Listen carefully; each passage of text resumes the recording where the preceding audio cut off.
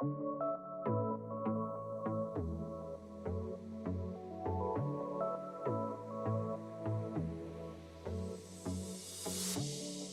everyone. Welcome back to the Nuance Needed podcast. I'm Amanda White. And this is Sam Dalton. And we are here to talk about the girl who fell in love with her psychiatrist. Y'all, this is a doozy. I can tell you that much.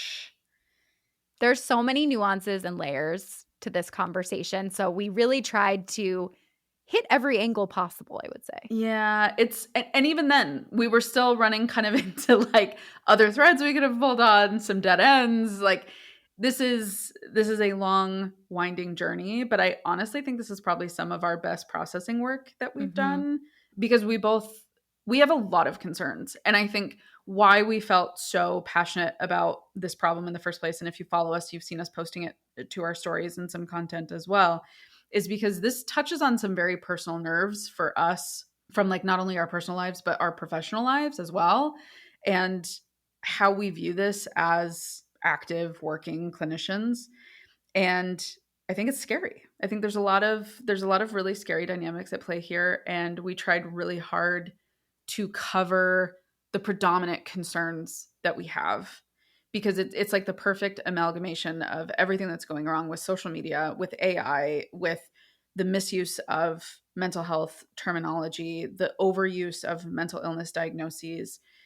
It's all kind of in this cluster. Yeah. So we thought this was a perfect opportunity to unwind all of that with you as you hear us doing it in real time. So we hope you love the episode. Right now, for the month of August, we are scaling back some of the episodes we're doing. So we're expecting to do about 6 or 7 a month, but we are going to be doing more with Substack. Specifically, we have an episode on cringe culture. So be sure to head over to our Substack, nuanceneeded.substack.com. You can get access to all of our bonus episodes, mental health guides. Sam does videos pretty much every week. There's a lot going on there. Yeah. And if you end up loving this episode, it would mean the world to us if you could share it with someone, post it to your stories, post about it. We are really proud of this little pod, and we have made a lot of progress, and all of that is owed to you. And we get asked a lot, what is the best way that you guys can support us? And honestly, helping us get the word out about it is the biggest thing we are working on right now, because the algorithms are a nightmare. As you know, as we all know, as we live and breathe these horrible systems that we have to live in. And it's hard to get content out sometimes, especially like when you're starting new accounts. And so anything that you can do to rate, review, share, subscribe means the world to us, and we really appreciate it. And this is a doozy. Let us know what you think. We'd love to hear what you think. Comment, DM, email, let us know. All right.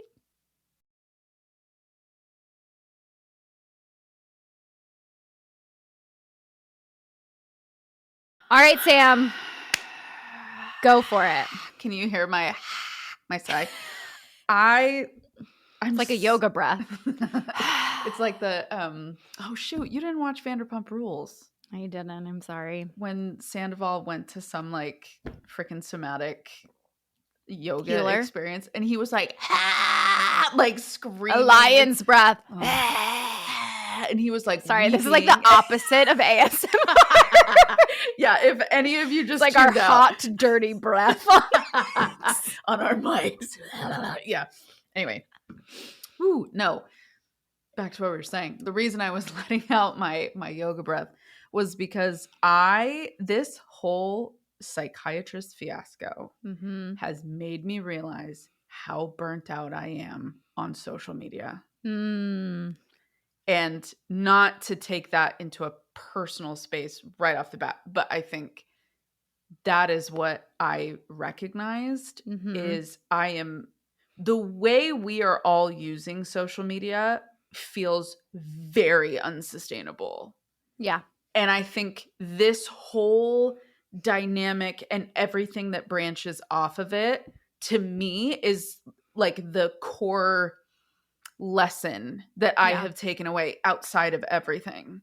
Yeah. We are all engaging, I, myself, you, every single person that gets on social media every day. We are engaging in something that is not sustainable. Yep. emotionally and mentally and psychologically. Well, I think it wasn't sustainable before, and then you like add AI to it, and it's No. just like the wheels fall off. The bus. And then the bus gets launched off a cliff. And then it lights on fire while it's falling in the air. Yeah. Maybe because I know I put it up on my stories. Yeah. You put it up on your stories. Mm-hmm. I posted a really brief thing to TikTok. And I've had a bunch of people reaching out to me, and I wonder if you have too. People Mm-hmm. reaching out to you asking, like, what are you talking about with the psychiatrist? Yeah, I don't know. I posted later than you. I Okay. posted last night. So I think it has crossed. It's crossed the platform barriers. Yes. Yeah, that's always a scary. Because The Cut did an article about it. Yeah. Which wasn't a very long article. Should we, in case anyone's like, what the fuck are you talking about? Should we give a high level overview? We're trying to walk this line of this is a very nuanced topic. We don't want to make it about her because it's not about her, and we don't want to add judgment. And I think we've wrestled and gone back and forth with, do we talk about this? How much do we talk about this? What's the right angle? Because she is struggling, and I think it's not unfair to say that she is mentally very unwell. This woman who did a very long series of TikToks last week and into the weekend about how she fell in love with her psychiatrist. So, right, we've struggled because we don't want to bring more attention to it. It's so layered.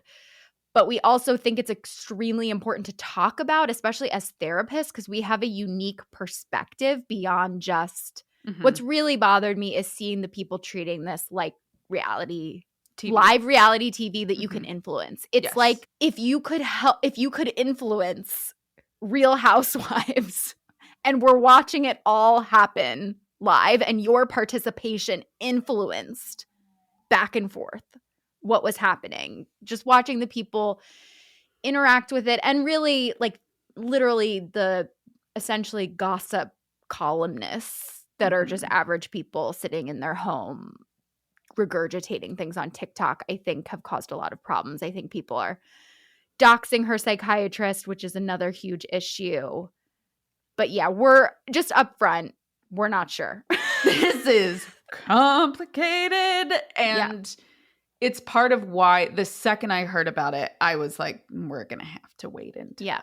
Because this is like the perfect amalgamation of like everything socially that's going wrong right now. Yeah. I think. So the TLDR of this story is this woman, her name is Kendra. We will use her name. Kendra decided to begin posting this multi-series of videos on TikTok explaining the story of how she is stating that she fell in love with her psychiatrist and she feels that he led her on, kept her as a client despite knowing that she was in love with him, and that he essentially like played mind games with her. And at one point she was kind of alluding to the fact that she thinks he is in fact in love with her, but she thinks he's like not willing to accept his feelings. She dragged her therapist into this story as well, because psychiatrists and therapists are two different types of providers. She has brought the therapist narrative into this. And so she terminated with one therapist, and that therapist sent a very reasonable professional email saying, hey, I would really love to have, one last session to kind of wrap up what's going on. And Kendra interpreted that as all of these providers are begging her to come back, essentially believing that all of these people are obsessed with her in one way or another. High level, every single video is so problematic. Linked all together, it's aggressively concerning. This is someone who is going through, without a doubt, a mental health episode, mental illness episode. And what is most concerning is there will be a come down after this. And she's doing lives. She has turned off her comments. She is blocking people who like challenge her. She Mhm. is highlighting the people who agree with her. She is starting to have like cross lives. There's a huge AI component as well. She Yes. has multiple AI Chatbots. chatbots that she's having them speak, instead Yeah. of just reading what they're saying, she's literally having them be Speak. verbal and Yeah. speak, which adds to the Uh, intensity of all of this. the dystopian nature, I believe. So that is it at a very high level. And I am going to ask you, if you have not watched these videos already, feel free to go watch them yourself. However, I know. Part of me doesn't want to tell people to yeah, either because it is because feeding this. yeah, I would say at this point, Could do a recap, but you could watch a recap. watch a recap. If you stumble on it, watch another creator who has gone through. Who we the also effort. don't want to support, I guess. I don't know. I don't know. I don't do know. what you want. Don't listen to me. But I'm just saying, it's a lot. I think emotionally, it's a lot. It brought up a lot for me. Oh, yeah. I have felt a lot of conflicting feelings, and Amanda and I have gone back and forth in Yes. text, in DMs, in sending videos. It's been a lot. And so that's like the high level nugget of what we're dealing with here. And I'm sure as you were listening to this, your brain was probably picking at about 49,000 different threads that you could pull at as problematic, concerning, questioning. I think the other big thing is that she is very much misrepresenting therapy terms, the fundamental, what is therapy, what is psychiatry, what does this look like, what are providers responsible for? And I think she's spreading a lot of misinformation where people have really reached out to me and said, is this true? Is this okay? Is this ethical? Shouldn't the provider have ended treatment with her when she told him that she, was in love with him? All these questions that are really nuanced that I do want to clear up because I think that's really important. And I don't think it's her fault that she's misunderstanding it. I think they're complicated. I think AI is really making this terrible because it will feed you anything you want. It agrees with you. It hallucinates. I mean, I watched this perfect video before we got on of a woman talking about how to experiment. She started talking to AI about how she could control fire. And Lord. just watched what like ChatGPT said back to her and Jesus. how it was teaching her how to control fire. It was giving her tips. She wasn't even giving it that much. And it was that is the problem with AI is it creates a closed feedback loop where you are just being reinforced what you think and believe, but it gets stronger because it is a closed loop and there's nothing there to interrupt or break that loop or challenge it. And it was so evident even, there's been some disturbing, for lack of a better word, videos of her on lives talking about different things and, sharing what she calls one of her AIs Henry. One of them is Claude. She kind of has them talking to her and she even asked them things like, couldn't it be possible that I'm misinterpreting this? And she's so far down the hole with them that they say, no, there is no way that you're misinterpreting this. They say, I'm not going to tell you that they're very firm and saying this is abuse. This is dangerous. I'm not going to gaslight you into thinking that this was okay. And the reason it's saying that is because your AI, whether you're using ChatGPT, whether you're using Claude, whether you're using another platform, your AI is trained by you. It is trained by the things that you input. It is trained by the way you talk to it, the way you type into it, the questions you ask, the things that you search for. So that's exactly what Amanda means when she talks about this closed feedback loop. It is essentially your own hyper-specific echo chamber. Think of the echo chamber that you are living in social media that we're all aware of. Narrow that down even more. Yep. And so, of course, because of that feedback loop, as she started to even question it, all it had to pull from was the information that she had given it. Yep. And the information that she had given it was, I know my psychiatrist is in love with me. Here's how he's confirmed it. Here's what I know. La, la, la, la. And so it pulled from that. Yep. So and takes you even deeper. It's wants to keep you engaging with it. It is also programmed to be agreeable fundamentally. It wants you to feel good. It wants you, if you ever talk to, AI, it will tell you that you're the smartest, most innovative, unique, special person in the world. Essentially, it doesn't like to challenge you, even if you directly ask it to. So yeah, that is just like a whole other level of it. It radicalizes you sort of also in your own thinking, because it gives you data or information about why you're right that then you can use to reinforce it yourself. And some of it's not even true. Right. Because it's your own misinterpretations of things that you're putting into it, especially when you are asking it. This isn't you asking it like, oh, what are the side effects of birth control? Right. Yes. That is something that it pulls from all different sources from across the web.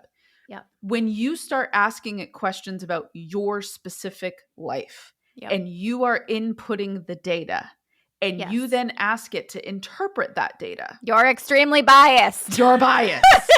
We all are. We're all extremely biased. Everyone thinks they're the greatest thing that's ever lived. Like that's the thing that helps keep you alive and keeps you motivated. Everybody's favorite subject is themselves. Mm-hmm. That's like sales and marketing 101.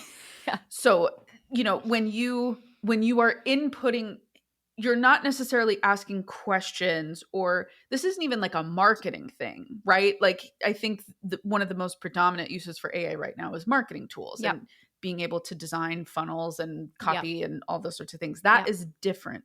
When you start talking to AI about yourself, when you are inputting your own information of a story of what happened. So for another example could be if you are asking it to like help you navigate a friendship breakup. Yes. Or a relationship breakup, and you are putting in like, oh, so this, and this happened. Was I right? Mm-hmm. It is designed to tell you all of the reasons why you were right. Yep. And maybe it'll give you some feedback at the bottom. But if you also don't pick up that feedback or enthusiastically agree with it, it doesn't continue. Like I got down a bad rabbit hole with my chronic pain and trying to use AI to figure it out, where I was trying to figure it out. I was asking it all these questions. And when I would come up with a potential answer, every single answer I came up with, even ones that like weren't true, if I would throw it out there as an idea, it would be like, yes, this is the key. This is exactly what's wrong. Like I was convinced for a short period of time that like my breathing pattern was like not good. And I wasn't like using my diaphragm enough to take a full deep breath, which is called chest breathing, which may not even exist. I don't know as I'm saying this. But so then I walked around being like, oh my God, this is what's causing like my bulging discs and my neck pain. Like this is one of the symptoms. This is one of the problems is I'm not taking a full enough deep breath because I'm just breathing from my chest, which is impacting my clavicle, which is impacting my neck. Like, whoa. Yeah. And like, thank God I have actual real providers in real life. And thank God I have some awareness of when I'm losing it, even though I'm absolutely still susceptible. But I can't even, like, if I didn't have a provider who I was seeing in real life to validate that. And like to have a touchstone who understands the nuance of this. Yeah, I could have gone down like all of these rabbit holes. Well, and for those of us that are still, for the most part, like 80 to 90% tied to reality, which I think is like the typical experience, most of us are able to like utilize AI as a professional tool, right? Yes. And we can understand what we're doing. And especially, right, like I love the metaphor of like lawyers can use it, right? Like whatever your profession is, you can see how bad AI is. So obviously we're very biased in being able to see how bad AI is for therapy. But I think this has highlighted, I cannot think of a more picture perfect banner example of why it is impossible for AI to be a replacement for therapy. And it's so concerning because it is literally moved in 2025 to the number one thing that people use it for. I'm so overwhelmed. I think that's what it comes to. Yeah. And as I've been watching all of this, the AI thing was definitely like a huge component. Mm-hmm. And that was something that we really wanted to make sure that we touched on.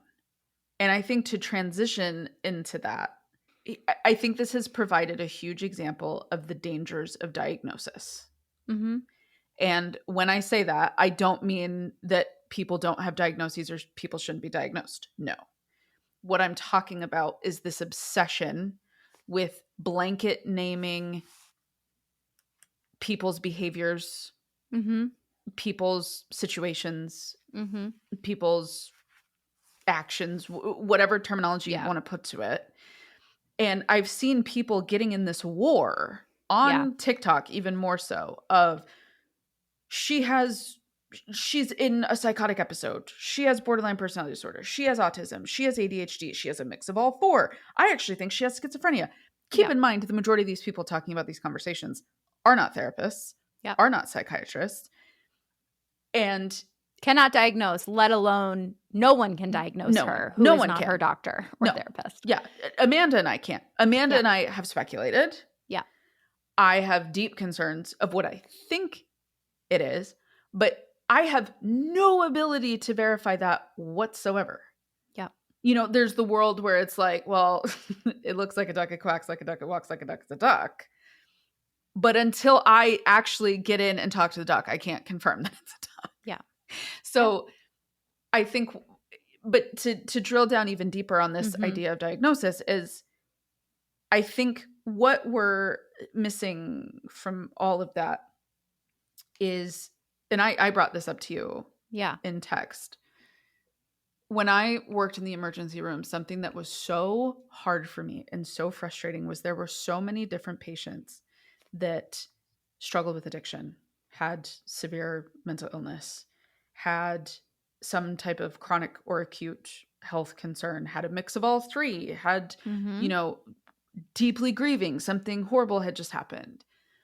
And some of these people would treat us so horribly, sometimes verging on physical abuse. I had someone threaten to throw a remote at me or throw other things from their like room at me. I've had people scream at me. I've had people spit on me. I've had people like piss right in front of me, all these sorts of things. And how many people, when you would come out and be really angry about that, would kind of swoop in and be like, wow, you know, they have this, or they're struggling with this, or it's this.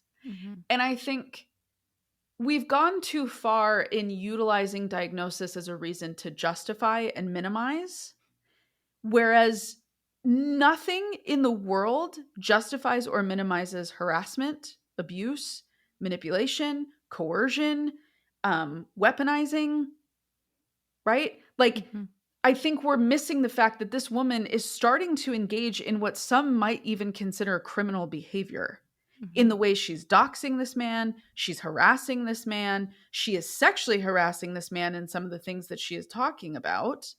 And I get concerned that the behavior is not the focus, that people think the behavior is funny and spend more time trying to like armchair quarterback what she has or she doesn't have.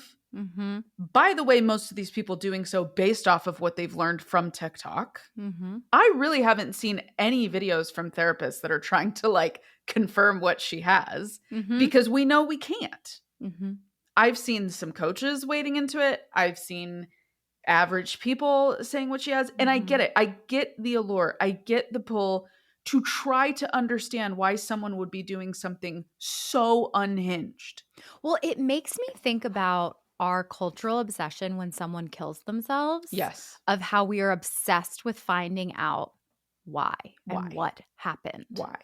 And we don't, it causes damage. And I Mhm. get the impulse. It is this like intense impulse when we see something that's very different, I think, or we don't understand. We Mhm. feel this very intense impulse to understand why, but then we end up doing things that are causing harm Mhm. as we try to go on this quest, because understanding why isn't about her. It's not No. helping her. No. It's not helping anyone. It's just serving as your own entertainment and scratching your own itch, because you get to be like a little detective, which again, I very much get. It's just hard. Because we engaged in it too. Yeah, And I that's know. like, I I'm know. sitting here like calling my own self I know. out at the thoughts that I've had, the videos that I've engaged with, the feelings that have come up. Like, I don't want this to come across as us being preachy. This is us, like, Well, or you me even at least. texted me and you were like, I don't think I should watch anymore. This is not good. And then I was like, well, you know, people got really mad at us about the let them theory because we didn't have specific receipts of everything in the book. So I'm going to watch all the parts so that no one can accuse me of not knowing what I'm talking about. I knew this story inside and out. It's so, this has been like a really challenging one, more so because it's still going on. I was watching and like more parts have, it took me, Yeah. it was so confusing to watch because she kept doing like Yeah. meta commentary before finishing all the other parts. Yeah. So it's literally, it's a disaster. Yeah. Like, it is, there is a natural disaster occurring on TikTok right now in this realm. And it's so much and it's so overwhelming. But I just think too many people that I saw were focusing so much on like what she had or she didn't have, and the signs of this and people who behave like this. Because then also I got kind of upset because I think there were certain diagnoses, and I think more so like the autism and the ADHD, I just vehemently disagreed with on a clinical level, because like having those types of diagnoses does not make you like vengeful, vitriolic, abusive, manipulative. And I think it's so unfair to tie those types of diagnoses to someone engaging in this behavior. Even if we were to find out in some realm she has those things, fine. However, to on like the public square stand up and be like, well, I think like it's autism and ADHD because blah, blah, blah, blah. Like, that is not fair to the vast majority of individuals with ADHD and autism who just wake up every day and live their life like the rest of us. That is the whole problem with Yes. diagnosing people on the internet, Right. is that I think that is what's, I mean, even if you think about like violence and how often we attribute violence in this country and school shootings to mental illness, Right. and how it's like the vast majority of people Right. who have mental health problems are not violent. No. It's like even the more like antisocial personality disorder yes, or something. Yes, exactly. Or ones where people are more like not as in touch with Psychosis. reality, and psychosis disorders.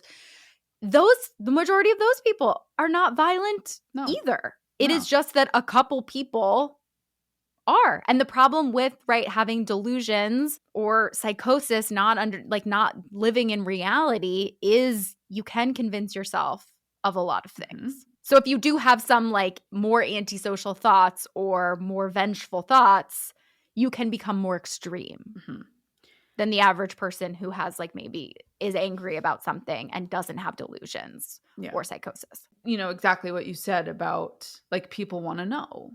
Because it doesn't make sense. It doesn't make sense to those of us who are in our rational mind that you would go make a 50+ video series about something that's not true. Well, I think what's even more insane though, Sam, is because people have asked, you know, is this a bit? I know we talked about it a little bit. And to me, the writing on the wall is that if she were lying, this is not a good lie. No. Because it's not. No. The man did very little wrong, if anything wrong. And I think the context changes a lot. But that's what's so interesting about it, I think, is like normally with crazy stories, we're all captivated. But the fact that we're seeing evidence of things. She's saying this is what happened, and she is drawing a completely different conclusion than the vast majority of people, is what making people be like, what? Mhm. How is this possible? Yeah. She's making people question their reality. She made me question my reality. I was like, what? Like, because Well, I kept looking for when someone says provider abuse, I'm like, I oh know. my God. Show me Yeah. the receipts. I have zero problem. If your therapist did something super shady or your psychiatrist was really freaking weird, hold them accountable. Go to licensing board. I cannot find, no matter how many Simone Biles level routines of mental gymnastics I do in my brain, I cannot find a place where this man even put a toe wrong. Should we get into the details of like what isn't and what? Yeah. Yeah. I mean, I think one of the biggest glaring issues is I think she fundamentally misunderstands what psychiatry is versus what therapy is. Yes. She talked a lot about how he met with her once a month instead of every 3 months, and this led her on and allowed her to feel special. And medication management is like 15 to 30 minutes. If that. If that, if you're, I mean, hope, Yeah. I think, she mentioned certain things like, oh, he made me feel special by telling me he liked my glasses. He made me feel special by checking in on my hunger levels and things like that. He made me feel special by telling me that he was glad that I broke up with my boyfriend. And I think people fundamentally also, if you don't understand psychiatry versus therapy, you also don't understand what's happening where when someone is meeting with a psychiatrist, the goal is not to get deep. Like her biggest critique was I told him I was in love with him. It was clear I was in love with him and he didn't help me. And that is fundamentally not what a psychiatrist's job is. A psychiatrist's job is to assess your mental health, assess how the medication is impacting your mental health, adjust your medication, or continue to fulfill your prescriptions. So a lot of times psychiatrists will, even compared to a therapist, have more lighthearted banter. Mhm. They'll have more asking about Day your to dog. day. Yeah. Because they're trying to assess, like, are you able to, be flexible? Are you thinking coherently? How is your memory? Do you remember what happened? Are you able to laugh and have some, interaction in that way? They're not trying to get to the root of what's going on. They're assessing for your natural mood in that moment. And your thinking patterns. Exactly. So to get even more granular, yeah, if you are struggling with depression and you go in to get it's your checkup for your meds, your psychiatrist would start to kind of be like, can they joke? Can they laugh? Are they was it hard for them to get out of bed this morning? How are they presenting? Are they presenting as they were able to complete their hygiene tasks, or are they appearing as if they maybe haven't showered in a couple of days to a week, right? Like it is that factual. Yes. It is assessing their functioning a lot. Psychiatry is much more straightforward. I think psychiatry can be a little bit more black and white. Not in like a thinking error way. Right. But a little bit like in what you do with clients. Yeah. Yes. Like what, and I think even more specifically, I think what I'm trying to get to is are you struggling with this symptom or are you not? Yeah. Yeah. Right? Like, are you dealing with this right now or are you not? Obviously, there's like larger factors around that. Well, they're very concerned with like what is happening. Yes. I think therapists are very concerned with why. Yes. This what is has happening. happened. Yes. And it's why psychiatrists more often than not want you to have a therapist that you're going to get those weekly conversations around what are the emotions, what's weighing on you, what caused us to get to this point, what's the trauma, what are the issues, all of those sorts of like deeper questions, because our sessions are 50 minutes. Yeah. So we have way more time to dig into the nitty-gritty and the more granular experience. So they're asking something as straightforward as like, how is your appetite? How are you doing with eating? Oh, Struggling with eating? Okay. Yeah. Tell me more And about how that. that could be a symptom of, different Yeah. medication, A, things B, like C, D, that. E. Right. Yeah. So that is the difference. And so the problem is she's getting upset at this man for doing exactly what his role was. Yeah. And I think in the reverse, if I had a client tell me they were in love with me, Have you ever had one before? no, I did. I have. Oh, you did? I Yeah. had a client. Well, he wasn't really a client. There was this group that I helped with when I was at the VA. And there Mhm. was a guy that had like kind of a weird obsession with me. And it got to the point where so it was two male LCSWs actually that they were Yeah. former vets. Yeah. And they like ran the group and I kind of sat in and observed and all Yeah. this stuff. And there was a guy that like really like kind of latched on to me. Mhm. And he was like, "Can I walk you to your car?" And I said, "No." And he's like, "You're such Yeah. a fucking bitch." Oof. Yeah. And so after that, I was escorted to my car by one of like the male Oof. therapists for like the remainder of the group.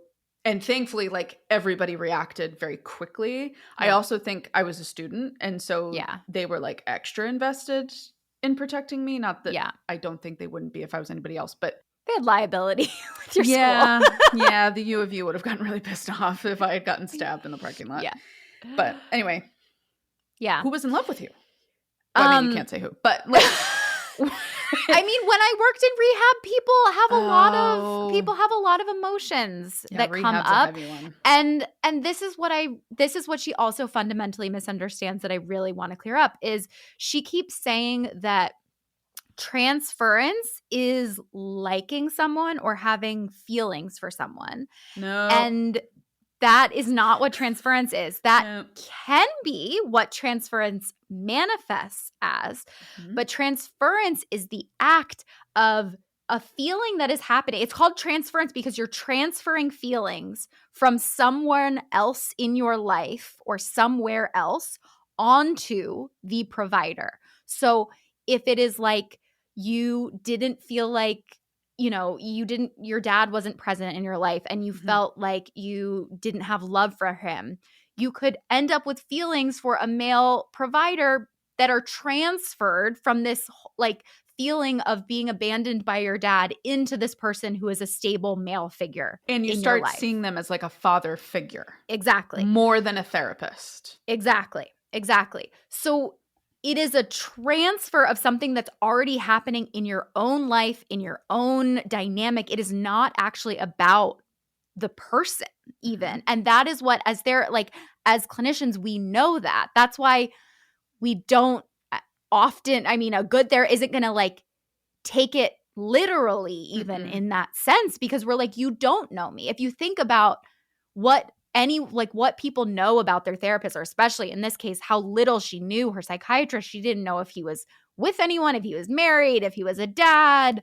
I mean, she knew nothing. So we know logically, we're like, these feelings are not actually genuine because you don't know me. You've never seen me outside of, this session.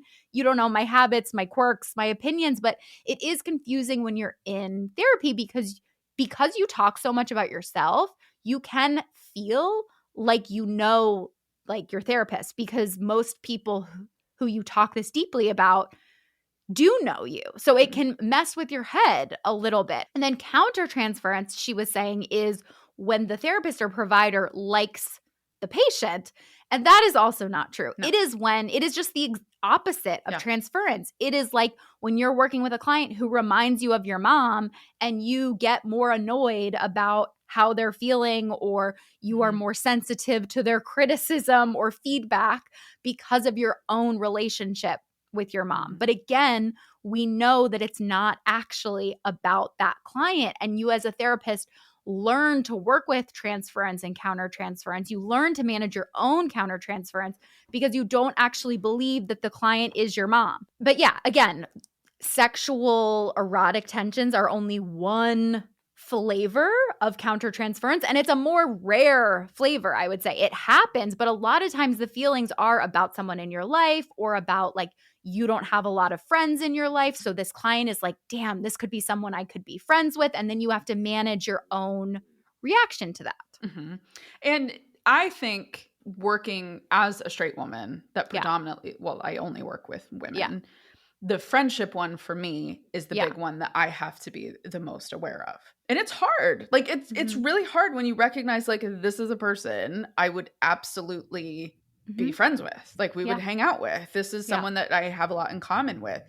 And it is a very fine line between like making sure I'm not making this session about like the things that we have in common or you know, things that we want to talk about. And of course, like I'm a human. We have human conversations. If we have the same interest, I have conversations about Taylor Swift with my clients all the time. And we'll talk about it for a couple minutes and then we move on to the thing and it's okay. But as therapists, we do have to be really boundaried. Yeah. And it's why like even with social media, and I think this whole situation brings up the concern of social media for therapists and clinicians and psychiatrists as well, is that I upfront I tell my clients, like, I have a platform. I will post about personal things. I don't care if you follow me. You don't have to follow me. I will not DM you back. I will not follow you back.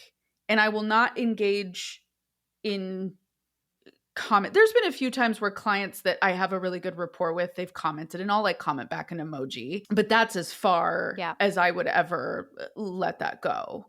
But it's a very fine line. And I think to my concern with a lot of this and my frustration also, in addition, kind of going back to like the diagnosis fiasco, is I think we're not really having enough of a conversation of how concerned I am for this psychiatrist.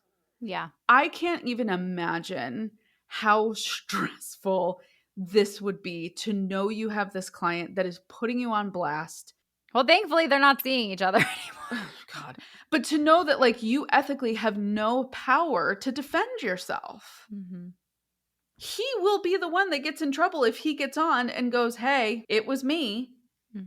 And it just feels so unfair. But I also think there's a level of, I mean, we have like extraordinary privilege and we do have a duty to use it.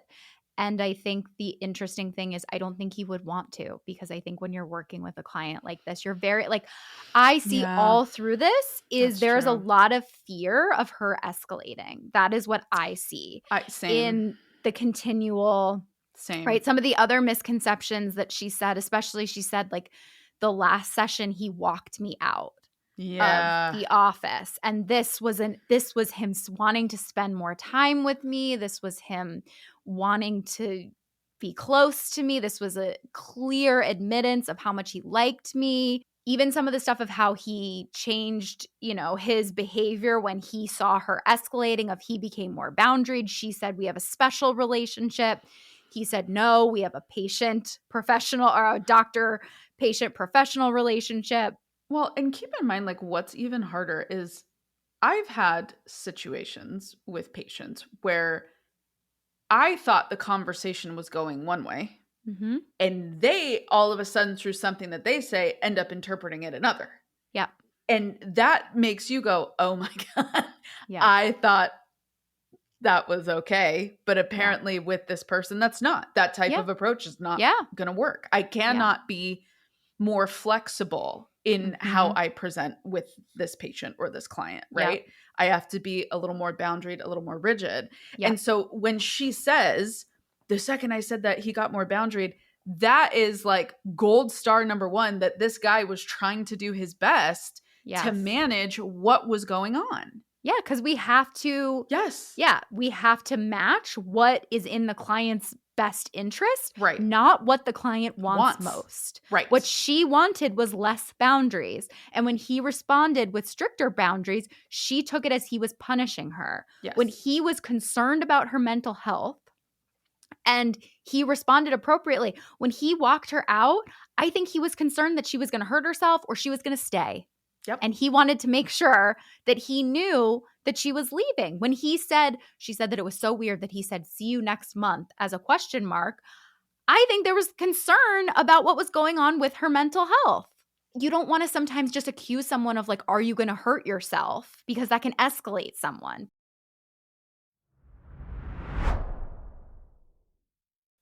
Okay, so if you're listening to this episode and feeling like, oh my gosh, I could actually really use a therapist, we've got you. My practice, Therapy for Women Center, has therapists licensed in 43 states across the country. All the therapists are hired by me, trained by me, handpicked by me, and we really back and support our therapists. We vouch for them, unlike some of these big online therapy platforms. Also, if you're local to the Philadelphia area, we have 3 office locations there. So I would love for you to go to our website, therapyforwomencenter.com, and check it out. So when I first started at the hospital, I wasn't just doing death and dying and substance use. I was also cross-trained to do psych assessments. So psych assessments, that is all suicidal ideation, homicidal ideation, and psychosis. That is all you're assessing for. And then you either safety plan or like safety plan to go home, or you admit them to a psychiatric facility. So when I was doing that, and the team that was responsible for that, even after I stopped, the one thing you have going for you when you're in the hospital setting is you have security. Yeah. They can't leave once they're there until you sign off on it. And you and the physician have to sign off on it. There's a whole rigmarole process that goes into getting somebody admitted. And however, you're in a room with someone who is potentially having some really spicy thoughts. Yeah. They're not happy that they're there. Yep. They don't believe that they should be there. They feel betrayed that their family members dragged them there. And then you come in and start asking them about the things they don't want to talk about. Yep. And so one of the wildest conversations I ever had, and I will give no other details other than this. A woman committed arson, and with a straight face, she told me, and this was like the tone of her voice, she's like, what else do I do? They had dug the tunnel underneath, and all of them were talking into the vents. I had to do something. I had spoken to them. I had tried to ask them to leave. I had been polite. I had no other way. And so I realized this is the only way, and I'm sure you understand. And I was like, oh my God. I think this was years ago. It was like one of the first ones that I did. And you, in that moment, you realize how calm, cool, collected she was. That was her reality. Yes. Which does remind me of this case. There were people in the vents underneath the home, taunting her, ruining her day, like making her remember things she didn't want to remember. Can you imagine if this person had access to AI?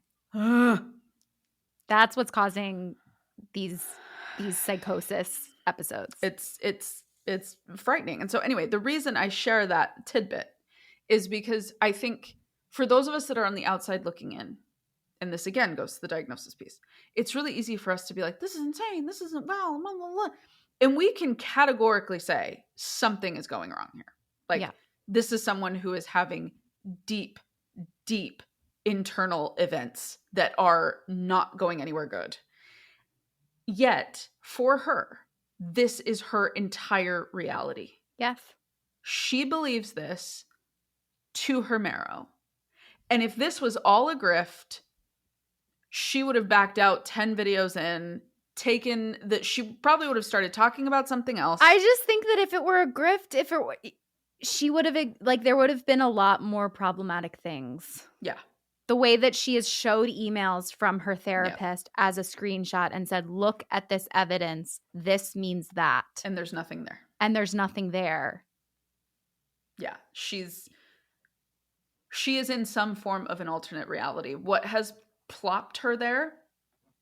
I have my suspicions, but we don't know. But I think that's a good explanation too, because I think, Sam, like, people do assume someone who is having delusions or who is not fully tethered from reality means that they're hearing voices. It means that they're homeless on the street, means that they cannot hold down a job, they cannot have a partner, they cannot have a family. Mm-hmm. And we really don't understand. I'm not saying it's super common, Mm-mm. but there are lots of shades of gray Mm-hmm. along The mental along illness yes. spectrum. Yes. Especially when you start getting into what's called SPMI, severely pervasively mentally ill. Mm. So that would be like your schizophrenia, schizoaffective, psychosis, Yeah. Manic bipolar with psychotic features. These are people who it is tragic. Mm-hmm. And I think I also want to say this to maybe some of you who are like, because I've had some people reach out to me and say like, I don't think we should be talking this. We're not being fair to her. No, I honestly feel devastated for her. Mm-hmm. Because anytime you have an episode, there's an equal opposite reaction to everything. And mental illness is included in that. My concern for Kendra, whatever it is that she's dealing with, we don't know. And that's why we're not saying, because we don't know. Yep. However, my concern is whenever she does come down, either because the episode ends, because she gets back on medication, because something brings her back to tethered earth. Yep. The realization of what she has done and the level of exposure that she has brought to herself and these intimate moments of her life, I am deeply concerned for her. Yep. There is a part of me that wants to know, like, what is the support system? Yeah. Who are her family? Who are her friends? Has she burned all of her bridges? Mm-hmm. Because this will end. Yeah. And I think that's what people aren't understanding. Episodes like this always end. You don't know the end date. Yeah. You don't know what's going to bring it to an end, but none of it is sustainable. Yeah. Even someone who has taken meth 5 days straight, they will eventually crash. Yep. And I just think it's so tragic that that isn't the main point that's being spoken about. It's not, are you getting help? Who's helping her? What's going on? What's the situation? I can't force her to get help, but are there people in her life that are aware and are prepared to be there whenever this ends? And we're feeding it. That's the problem, right? Is like she is being because she's there's going people live. that agree with her. Yeah, there are a lot of people that agree with her. There are which a is lot very of scary people to me. that agree with her and are gassing her up and are like, "Oh my God, I can't believe he did that." You know, there's been a lot of talk also about, wasn't it unethical that he continued to see her? Based on her story, it sounds like he didn't know. She didn't explicitly talk about this dream that she had until it sounds like her last session or her second to last session. It sounds like she emailed him some things and he originally emailed back and then he stopped emailing, which she took to mean was inappropriate and he was playing hot and cold with her. But as we've talked about, I think she was escalating. Her emails were getting more vivid, more inappropriate, more boundary pushing. So he responded with firmer boundaries of not responding. When someone emails you in between sessions and it is clear that there's a lot in that email, a lot of times it is good practice as a therapist or psychiatrist to bring it up in the next session instead of just going through an email with them, because you want to actually have the space to talk about this or to check up on it. Especially with a client that is more fragile. Yes. Because things can be misinterpreted. Yeah. It's also not therapy. Doing an email, like emailing your therapist isn't therapy. Those are some of the big things also that I'm seeing people like question and then thinking about their own, it's delicate when someone is not, like we've said, it's delicate when someone's not tethered to reality, and you as a provider see that. You have to balance like choice and the fact that people do have freedom to do things and people do have freedom to tell us things in session. It is not we can't make people not tell us things. No. We can't make people not feel things. It is our job first and foremost to keep people safe. And that is the line I think he was walking, even though it probably pissed her off way more. But he was also balancing not wanting to piss her off so much that she escalated and did something potentially more unsafe. This guy was put in such an unfortunate position. Part of my job too, as a therapist and a psychiatrist would even operate this way, I would assume. Even when my clients are telling me stories of what's going on, and something has happened between two people in some type of a relationship dynamic. Part of my job as an unbiased party is to think of possibilities of what could have motivated the Yes. other person to do. Yep. Like why that other person might have asked that question that way, done what they did, made the request that they made, didn't do what this person wanted them to do. My job is to sit and think strategically of how humans in general operate given particular certain situations. And I will sometimes challenge my clients, Mm-hmm. knowing the lens that my client looks through is biased. Yep. I'm not, because we're all biased. because we're all biased. And I'm not saying I do that because I think I'm right. Right. My job is to make sure that the client feels that they have a solid, stable understanding of a situation that happened in their life from Yes. their perspective, while having their insecurities, their thinking errors, their self-doubts challenged, because those things shape the way you interact with people and the way you see things. Yes.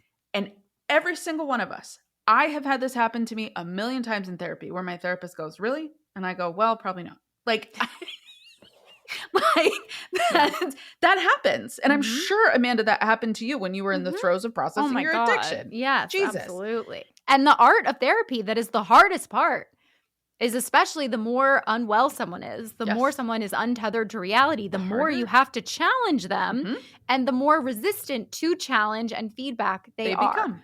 So the art is slowly trying to open up their beliefs to seeing things in a different Mhm. way when every part of them wants to protect them Yes. from that, because it is painful to look at things from a different perspective or to bump up against where you may not be thinking clearly.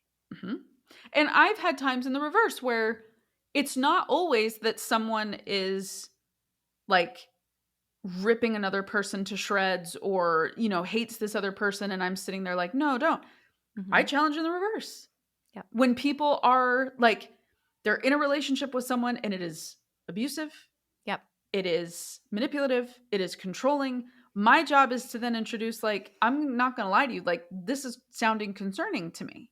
Yep. How does it feel to sit in that space of realizing this might be more concerning? Yep. Right? And then we hold space for that tension and that Yep. cognitive dissonance. Yes. And this psychiatrist, that was not his job. Right.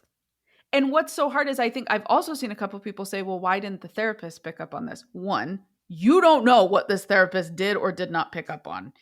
And two, therapists are beholden to what the other person is willing to tell us. There's so much about this whole situation, like even everything that we've talked about so far. It feels so gross. Mhm. I think that's the word that keeps coming to my mind. It's Yeah. gross in all directions. It's gross the way she's behaving. It's gross the narratives that she's spinning. It's gross the way people are responding. This is going to be a documentary. It has to be. That's what's going to be so gross. The one thing that concerned me was she claimed that her therapist said that her therapist texted her asking to refer people to her for the coaching of it all. We have to get into the coaching of it all. Coaching. You guys, she's She's coach. an ADHD coach, yeah. And I unfortunately watched videos of like she really has gone into stuff where she talks about like human design, and it's kind of gone into like spirituality-ness. It always does. I know. I've seen videos of her lives where she's talked about hearing God, and one of her previous coaching clients has come out and talked about their experience and things like that. It's just, it's really unfortunate that she's a coach, and it just really shows you have to be so like, I think we need to talk about the difference again between coaching and therapy. A therapist can become a coach. There are some therapists that are starting to do coaching for clients that move out of state. Mm-hmm. It is a different type of work. It is often devoid of trauma work, and it tends to more operate around like goals, life choices, habits, decisions, all of those sorts of things. If you find a coach that was once a therapist, look up their licensure. Okay. Do they still carry active licenses? I think it's okay to ask, like, why did you move to coaching. I think that's an appropriate conversation. See if it's a good fit, and then you get to decide, right? But I think when you see someone that has no credentials to their name, that is deeply, deeply concerning. Because the issue with coaching is I inherently have no problem if someone wants to have a life coach. I have no, that is fine. I think if I have to look myself in the mirror, there's a time and a place where maybe someone would benefit from that. However, it is an industry that is completely unregulated. You have nothing to back you up if someone takes advantage of you, if someone steals from you, if someone manipulates you. You have nothing to stand on. And it is a risk. Unless someone is like super hyper-focused. And also, if someone is an ADHD coach, they should probably have a therapy background. Right, because you're literally helping people You're with literally a mental health diagnosis. Yes. Same thing with like someone who's like, I am a neurodivergence coach. Why? Yeah. What's your background? What did you study? Where did you go to school? What gave you this experience? Like, find someone that is maybe in the process of making a transition to coaching, or someone who like has had a lot of success stories and is a reputable person. Because she's going on and she's also talking about one of her coaching clients. Right.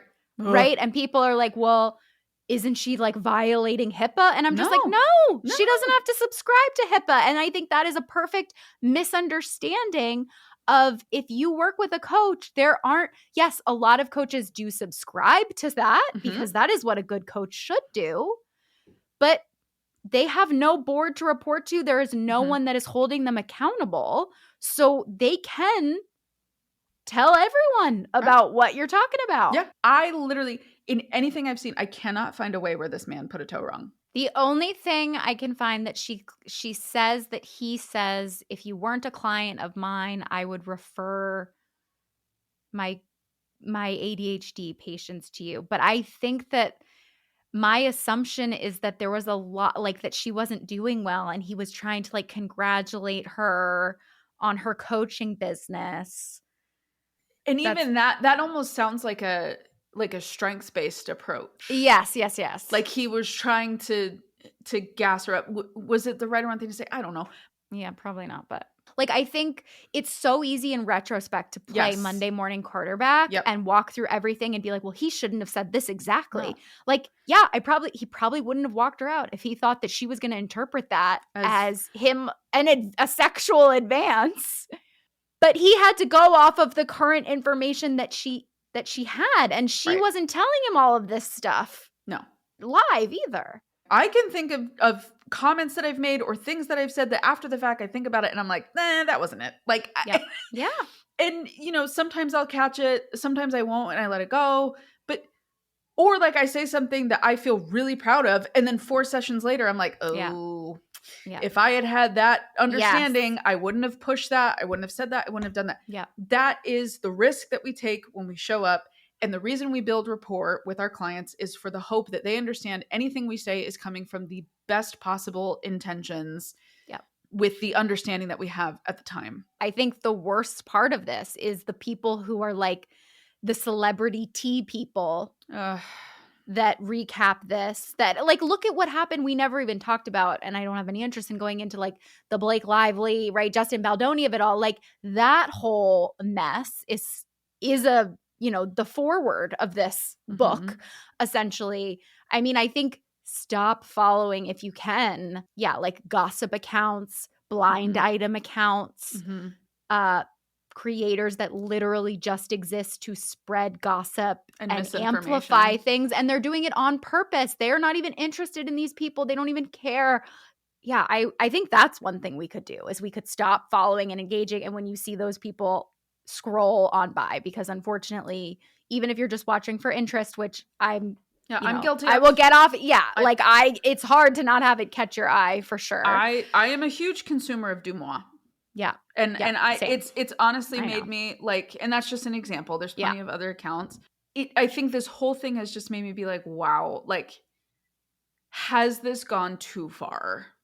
And I don't know. I think what sucks is like social media is one of those things where you're like, oh my God, this has to be the bottom. Yeah. And next week there's going to be something else that happens that's going to be like, Jesus Christ, this is the bottom. And then the week after that, it's like, I think it's just really sad how these algorithms are set up and how little monitoring there is of these accounts. Like just for the sake of protecting the psychiatrist, this account should have been stopped long ago. Yeah. I think if you go back to what social media originally was, this was never what social media was intended to be. We need to have a little bit more of a critical eye of how we contribute to a lot of these ecosystems and the conversations. And again, I'm not expecting perfection. I'm going to screw up too. Everybody's going to screw up. You can't help it. It's why there's bottlenecks in traffic. People slow down to watch an accident. Like, it's just what humans do. Yeah. But I think to just try to pause before you leave a comment, before you repost something, before you share something, to just kind of think through, like, why am I doing this? Yeah. Yeah, I think it is so interesting to think about it as an extension of reality TV and how reality TV is becoming more and more ridiculous. Oh, so ridiculous. And this, we all love that. And I think even, questioning our consumption of certain types of media and things like that. But yeah, I don't have an answer. I don't know. There's no good answer ending to this. And I think, again, going back to what I said earlier, like, I am really worried when reality sets in. I mean, I don't know. Maybe she'll be fine. I don't know. But my over 10 years of clinical experience would tell me probably not. So that's that, guys. Thanks for listening. Hopefully you got something out of this. We love you. If you want to support the podcast, you can share it. Subscribe, rate, review, anything that you can do to get the word out. We're making a lot of progress. We're really proud of this little thing. And the fact that you guys are here means so much to us. We'll see you next time. Bye.